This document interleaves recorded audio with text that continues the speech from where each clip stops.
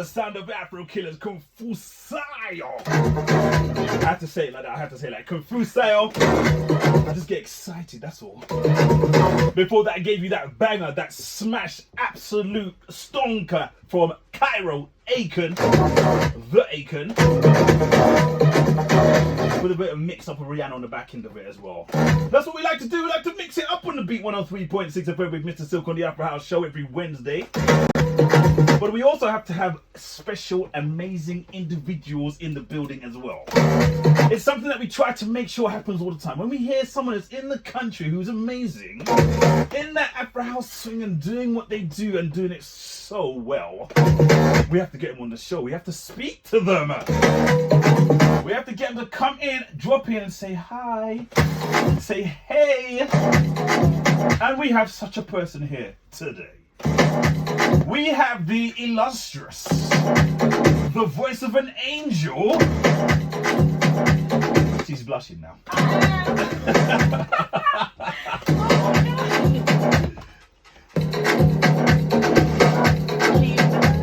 I'm going to put my headphones on and stop making her blush.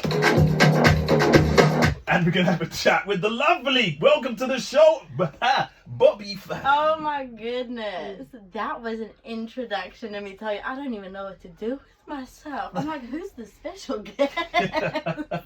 Surely not me. It's always you. That was nice. Oh my gosh. I'm trying to make it all about you. Thank you. That's all right. It's been I feel special. I really do. Welcome to the show. Thank you. I'm so happy to be here. It's amazing to have you here. Let's start off where we should start really. This is your first time to London. Let's start easy win. When is your first time to London? It's not my first time to London. Oh, so you're a regular? Yeah, I love London. I'm a big fan of London. This is my city. I love it here. Yeah. I feel home here. What's your favourite area? Oh gosh. See, really you shouldn't have question. said that now, isn't it? No, I don't want to divide the. I don't want to divide the people. The people, yeah. I think I'm not gonna answer that question. No, it's not nice. Are you okay? I won't give you a shout. Okay, where do you like to shop? Oh, I like to shop in Notting Hill. Okay, you can get away with that. Are you a bit of a? Are you okay? Thrifter. I'm a thrifter. I was about to ask There that you go. question. You like that sort of stuff, yeah? I do. Do you find yourself looking for small trinkets as well, or just the clothing and stuff of nature? Honestly, whatever catches my eye. If I see a piece and I really like it, I'm like, that's got character, and I know no one else is gonna have it. Mm-hmm. It's mine. Do you look for really old stuff, or just stuff that you're thinking is still now, but a bit yesterday still? The latter. The latter, yeah. I would say, but now, but still yesterday. I don't know. Just anything that catches my eye. If it's, to be honest with you, I do wear a lot of black. Mm-hmm. So like leather, black, grungy. That's more my vibe. So that's kind of what I'm looking for. Old rock school person, Yes. are you? Yeah. What's your favourite rock band? My favorite rock band. Okay, but what era are we talking? If we're gonna talk 80s. Oh dear. Okay, let's go. Let's go. If we're gonna talk 80s, I mean a classic. I don't know if they rock, but like Queen. Come on. Rock, pop. I'm gonna go pop. You're gonna go pop? I'm gonna go pop. I'm not gonna go rock. Rock? I thought you were gonna go White Snake. No. Heavy metal kind of pop. Oh no. I thought you were gonna go in that direction. I didn't think you were gonna go with Queen. I didn't think you were gonna go that way. I think, do you know what? I'm pretty soft, actually. Like, I know I just said I like grunge and all black everything, but I do like a bit, of the soft. Okay, so you're more of a soft rock girl rather than anything, yeah? Okay, Battle of Hell and stuff of nature. Please. Okay, totally. Yeah. Okay, so you travel a lot clearly. Originally from South Africa? Yes, born and raised. What area? Johannesburg. You're from the Joburg? I am. Okay, enjoy this. Do you enjoy the Joburg? Well, no, okay, for someone who hasn't been to Joburg, explain the Joburg atmosphere. All right. Party atmosphere. Okay, so we talk about you landing at the airport in Johannesburg. You are going to be greeted with the warmest hello, welcome home. Because once you're in Joburg, you're home. That's it. You are considered a local. Once you are in Johannesburg, everybody there is warm. Everybody welcomes you with open arms. Indeed. And they'll take you in for a braai. I don't know if you know what a braai is. It's a barbecue. Yeah, I was. Yeah. Oh my gosh, I was about to say it's a braai, but thank you for explaining to a crowd that doesn't know. Yes. So a braai is a barbecue, and if you get invited to a braai, you can sit down, have a beer, watch the rugby. That's a classic Johannesburg move. Listen, we don't have the sea, but we've got the vibes. We've got the vibes. If there's one thing I know about a braai, is there's got to be meat. There's got to be meat. There's got to be lots of it. It's terrible, but I'm vegetarian. I'm pescatarian, so I'm like you. God.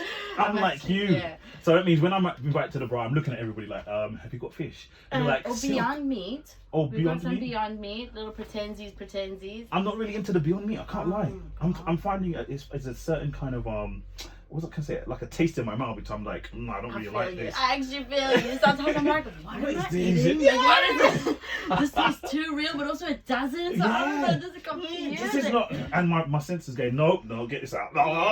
So I'm not really into it. Right. Yeah, I'll probably grow into it. But you know what? We do have a lot of fish braais. Yes. You can do a fish braai. If you like go to the local dam Mm-hmm. and you go fish your own little cod or something like that, I'm not and sure you if put I'm it on the gonna be braai.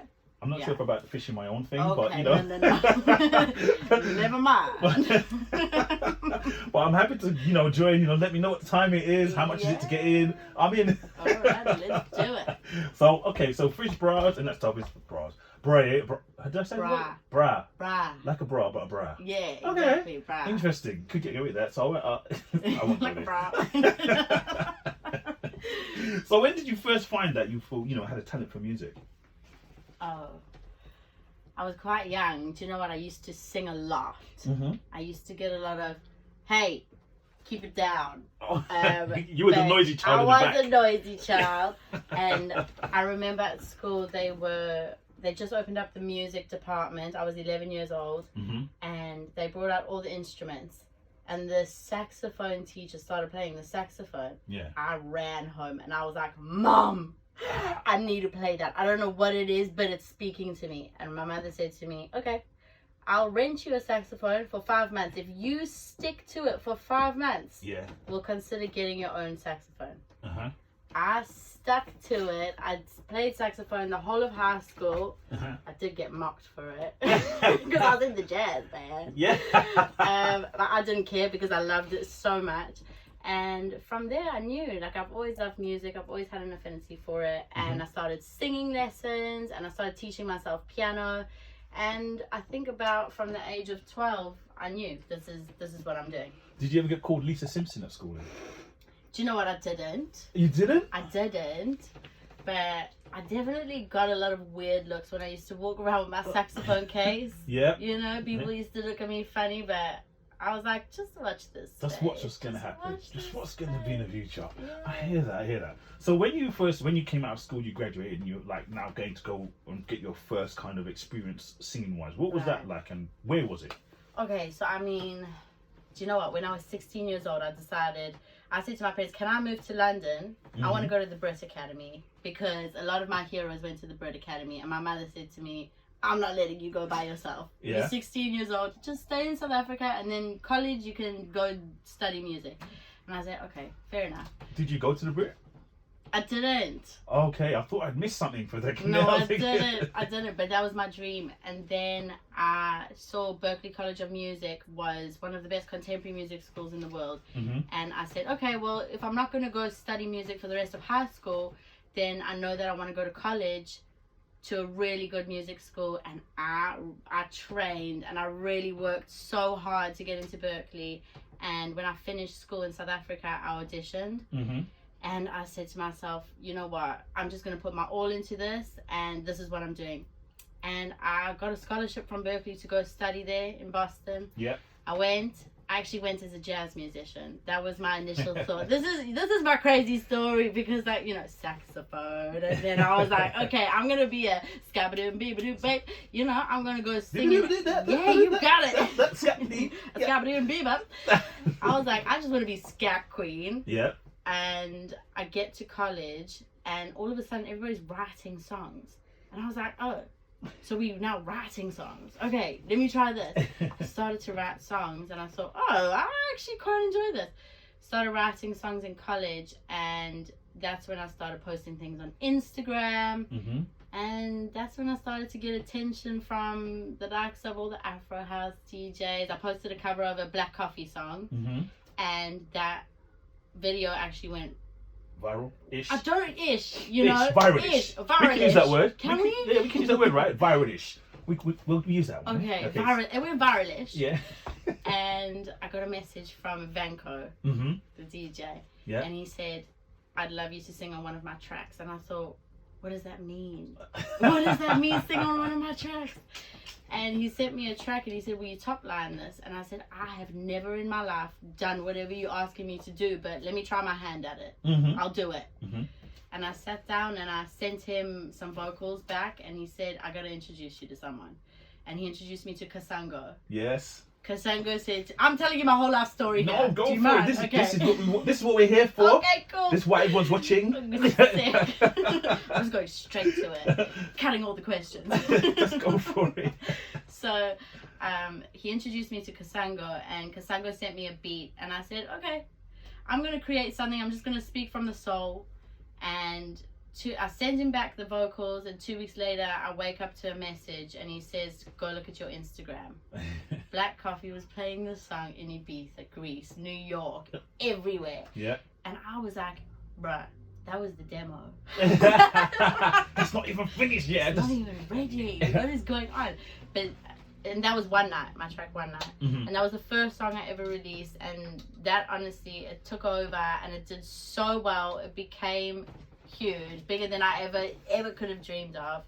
And from there I started to really get into house music, afro house. I started working with a bunch of people, a bunch of different DJs, and I was like, okay, this is kind of cool. Let's give up on the scabadoo and beebadoo bop and like, let's go with whatever this is. You know, I'm enjoying this. So yeah, it's been cool. That's amazing. So we can say that I'm going to say the here, and he'll understand. Vanko, is the person that actually brought you into the scene. Can we say he's the opener of the door? He is the opener of the door. Okay, Mr. Sure. Vanko, is that I remind you? him all the time. Is it? Yeah. Okay, cool. Next time you see him, tell him, say Silk said the here. What does that mean? Yeah. What does that mean? You'll find out. Okay. If anyone wants to know, DM me. I'll let you know. Very true. Right. So tell us a bit about. So you've got the Black Coffee experience. You explained it's amazing on stuff nature of you just being your track just getting played everywhere. Right. You've not even actually thought to yourself, I want to do this kind of thing. Right. What then you're thinking what your next track will be? How was that journey upwards? Was it kind of a yes, I can do it, or did you think, oh my gosh, what am I going to do? I'll be honest with you. I'm a flower. I really do flow. Yeah. And I had a bunch of tracks that were ready to go and ready to be released with a bunch of DJs. And I think COVID actually started to hit at that point. Mm-hmm. So I was getting sent beats and I was making a lot of beats. And I had time to do it. So I wasn't really stressed about what was coming next. Mm-hmm. I knew what was coming next. And it was really, really good stuff that I was really proud of. And I developed such a good relationship with Vanko and Kasango and a bunch of other DJs that I thought, you know what? Even if no one listens to this, I'm so happy just making it and doing it and creating. Yeah. And luckily enough, people have been enjoying it. So that's the whole fun of it. No. And I don't put that kind of pressure on myself where I'm like, okay, now I gotta fit this mold or do something. I let it happen. And luckily enough, I've been getting, a lot of material to work with. Yeah. Where would you say your strengths are drawn from? Is it just jazz, or is there other areas that you draw from as well? So many areas, I would say, because I actually was classically trained. I did a lot of operatic training. Mm-hmm. Can you sing it in that manner as well? Yeah, but not today. I was going to do that. I had to. I used to learn Italian, German, and Mm-hmm. sing opera pieces. Yeah. And that was part of my training. I trained in jazz, obviously. I studied piano, I studied saxophone, I studied music theory. I had a very extensive academic training in terms of music. Mm-hmm. My degree was songwriting. So I would say that, I also did musical theatre. When I was 14, I lived in New York for 1 month, and I just did musical theatre. training in performing, Yeah. ballet, modern, jazz, tap, all these different things. I would say I've got a very colourful background, Yeah. and all these elements really do feed into what I do. I was going to ask you if you can do any jazz dance, being that you're, you know, with the jazz band and all that stuff. I'm suspecting that you have a kind of jazz feet as well. Look, I can probably follow a beat and I can move, but I wouldn't say I could dance. Like, I'm not a dancer, but I can move. Okay, that's good enough. That's good enough. Yeah. You know, you're supposed to be singing. The dancers behind you supposed to. Exactly, that's not my job. That ain't my job. Talk about a job. We've got about 5 minutes before we go into the break, and I'm going to continue the interview. I'm going to extend our interview. Let's go. Do you want to talk to us about, because we've got some tracks here. Do you want to do a quick song? Oh my goodness. Do you want to do that? Do you know what? I wouldn't mind. Yeah. Yeah. And then why maybe, not? and then maybe, then we'll go into the break and then come up with Okay. some more chat. Let's do it. I mean, which track would you like to play for you to us to hear your beautiful voiceover? So my most recent song that I released is called "Sell My Heart." Mm-hmm. Let's do that one. I don't have that, do I? Oh yeah, I do.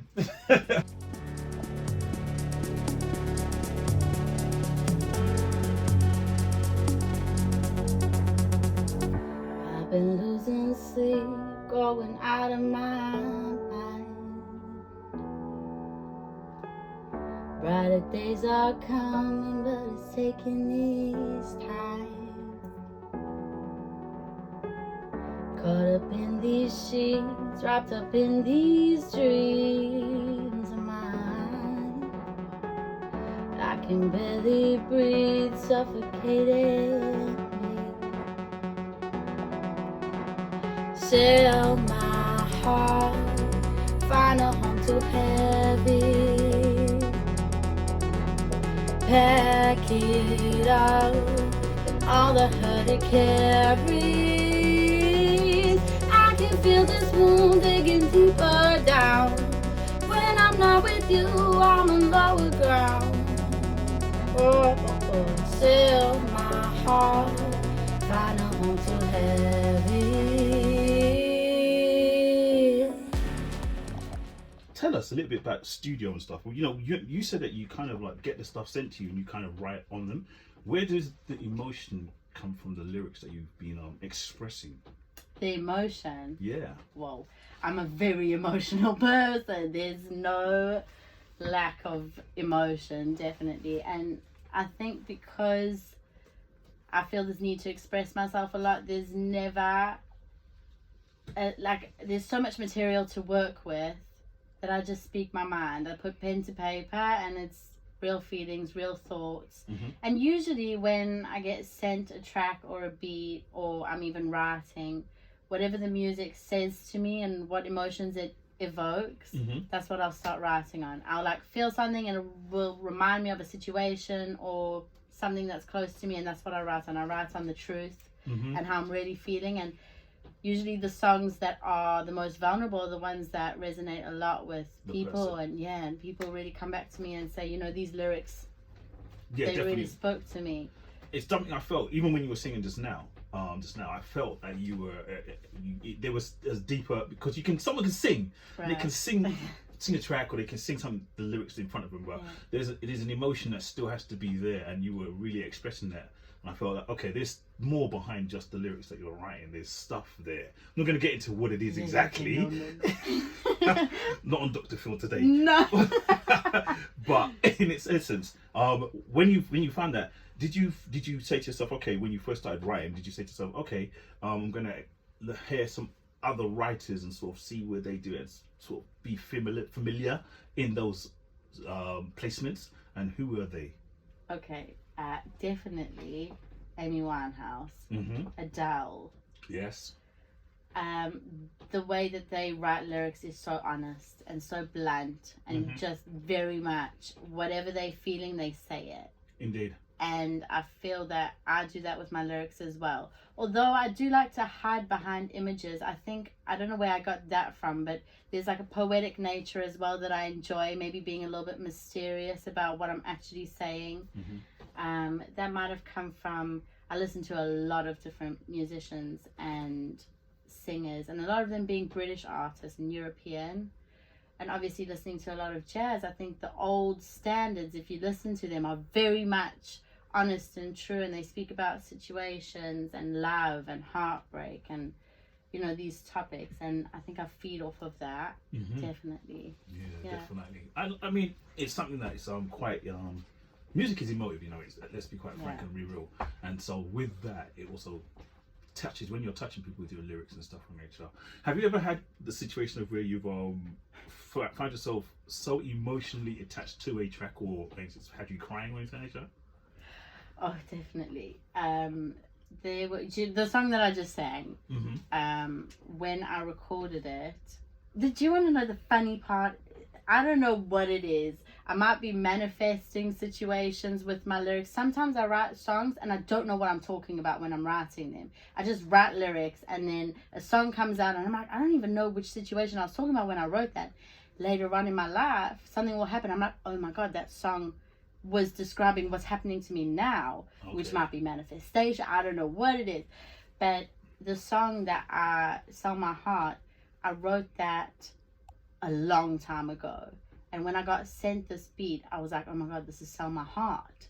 And I rewrote a lot of the lyrics, but it was very much describing the situation that I was in at the time that I was recording it.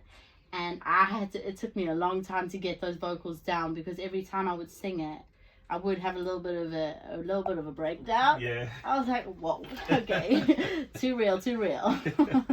When you're out with the girls, I mean, what's the favorite what's the favorite tipple? What's the favorite drink that you're like, you know? Are you wines? Are you hard? Tequila, soda, and fresh lime. Oh, you're straight on the shots, yeah? No, that's a long drink. With the soda and the lime. Okay. We'll be sipping on that. Do you know, we'll start off with a glass of wine and then go on to the tequila, soda, and fresh lime. Okay. Yeah. And do you mix? Do you do other bits and pieces? Do you mix his drink? Do you do a bit of champagne, a bit of Oh, do you know, I love champagne. But if I'm going to drink champagne, it's a champagne night. Okay.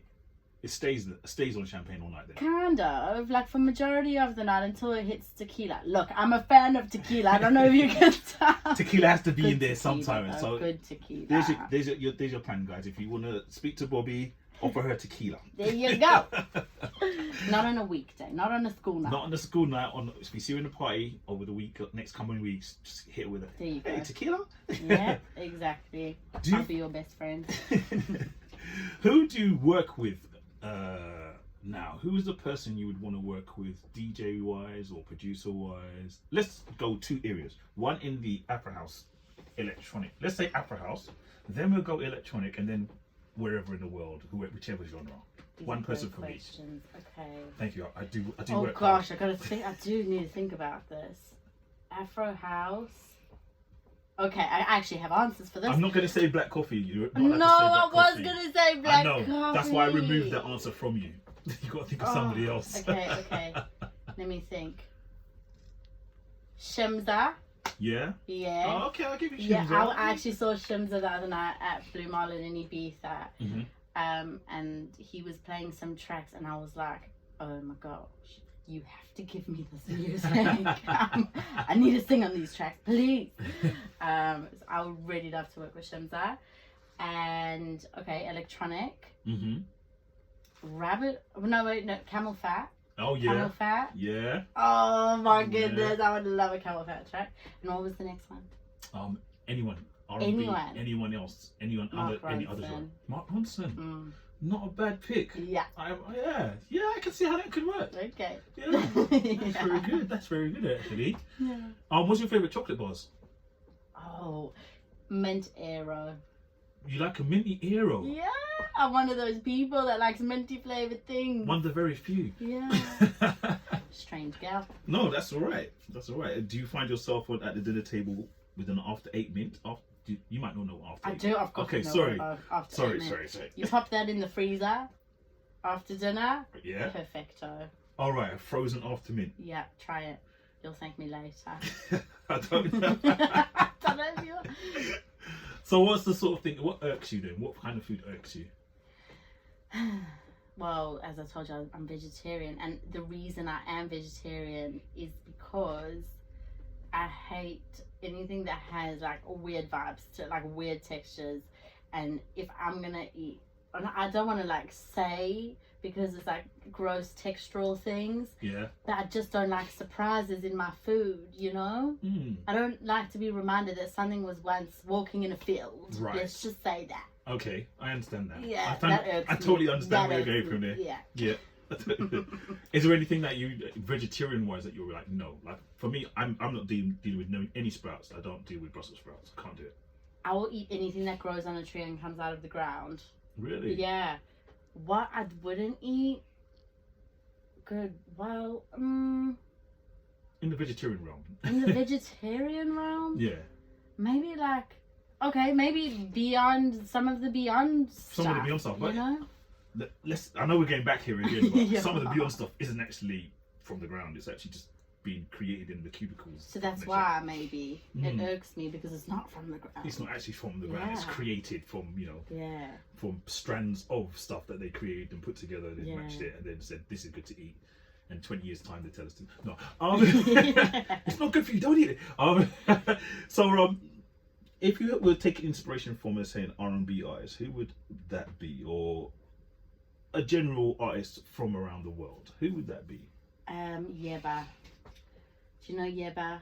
No, explain more. I'm not sure. Yeba's worked with Mark Ronson actually. I'm thinking that from I'm seeing a face, but I'm not sure if I'm correct in the name of who he is. She's quite new to the R&B scene. Not really, but kind of. She did a song called My Mind on a So Far Sounds. Go check it out on YouTube. It went viral. And that's kind of what got me started with her. She is unbelievable. Yeba's one of them. Georgia Smith. Yeah. Amazing. R&B. I do love Jordan Rakei. Yes, that's a good pick. I I really do. Like anything that he puts out, I'm automatically I love its quality. Okay. Yeah. Okay. Yeah. Okay. I'm interested. Zach Abel as well. Okay. Gotta pop that in there. That's more pop, but he also works actually with dance music, electronic. Yeah. Yeah. Do you see yourself staying in the dance music, electronic, or finding yourself in other fields as you cross over? I think I will be in a lot of different fields because I have, I enjoy all the different genres and all the different realms. I think I always, I have my feelers out and I will be in the dance. Like even if I make an R&B track, I would want it to be remixed in the dance world, and I always work with DJs. I love collaborating and I love meeting new people. So I think, I don't like to limit myself. And this is one thing that I always tell people is that I definitely won't limit myself to one thing. And if I'm feeling it in my soul, I'm probably doing it. That's great. That's great. That's great. What advice would you give someone coming in? Someone young, trying to get that breakthrough, trying to get that Black Coffee playlisting and stuff like that. So, what are you going to tell them? Just do what your heart tells you to do. Don't try to be anybody else. Don't try to copy anybody. If you feel a certain way about music and what you want to do that. And people are gonna, if you like it, there's probably a few other people that are also gonna like it. And posts on social media, I know that sometimes it gets tough and it's a little bit of pressure and it can get a bit daunting, but people need to hear your stuff in order to see you, and nowadays that's how we get our stuff out there. So just keep posting and people will pick it up and hopefully you'll find your audience. I'm still finding my audience, and you just honestly follow your heart and keep at it and just keep doing it. Are you a sort of like a tremendous poster? Do you like post like 24/7 and stuff of nature? No, I don't post 24/7. Because I do like to live in the real world. I feel like if I had to go down the path of posting 24/7, I would probably get a bit exhausted. But I do try to keep my audience and my friends and family very much in the loop of what's going on and what's happening and what's coming up. So I'm frequent on my social media. Yeah. Yeah. But maybe I'm thinking right. When I say that, are you like a super poster? Because maybe I'm thinking of it this way.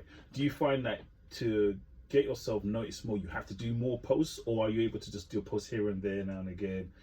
Because that's the kind of thing that we're in. We're in the age group, the age that is of you know, if you have to post it, you've got to post it again in the next couple of months with a different video or a different sort of look, but post it again in a couple of days. How are you finding that grind? Because it's a grind. People don't really. Grind. I don't think people have understood. It's a grind to It's do a things huge grind. over and It's over and huge. over again, knowing that, you know, people might have seen it already and they'll be like, oh, I saw that just yesterday. Why are you posting it again? Yeah, Right. and the biggest fear is that you don't want people to think you're annoying, but you got to do it. You know what I mean? Like you got, because not everybody's gonna see it all at once.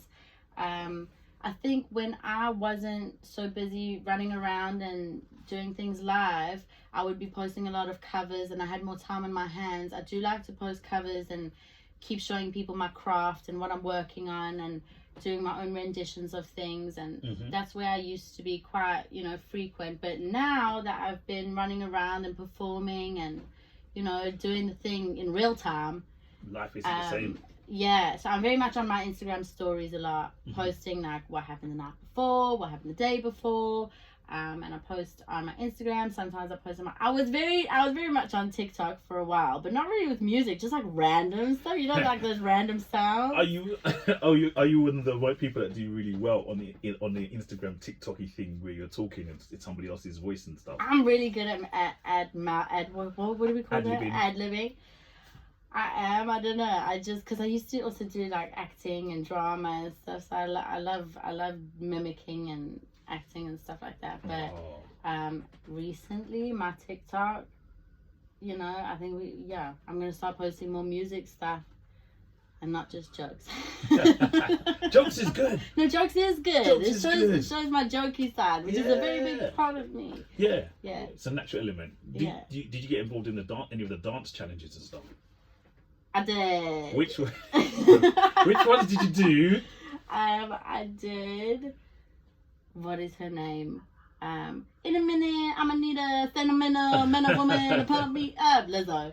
I did that dance. Yeah. During lockdown, I also did Savage. Was it Megan Thee Stallion? Yeah, I did that one. I'm trying to think what other ones I did. I don't know if I did all of them. Now, you probably don't know, my brother was actually a junior Olympic break dancer. Oh, wow. So he's the dancer of the family. I didn't want to steal the limelight from him in that regard, so I stayed away from the dancing. Let's just say that. I left that up to him. Yeah.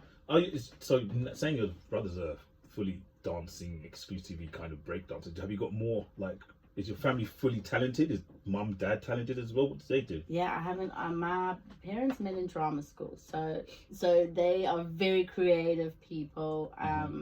And my dad's in the film industry. My mother was a visual artist.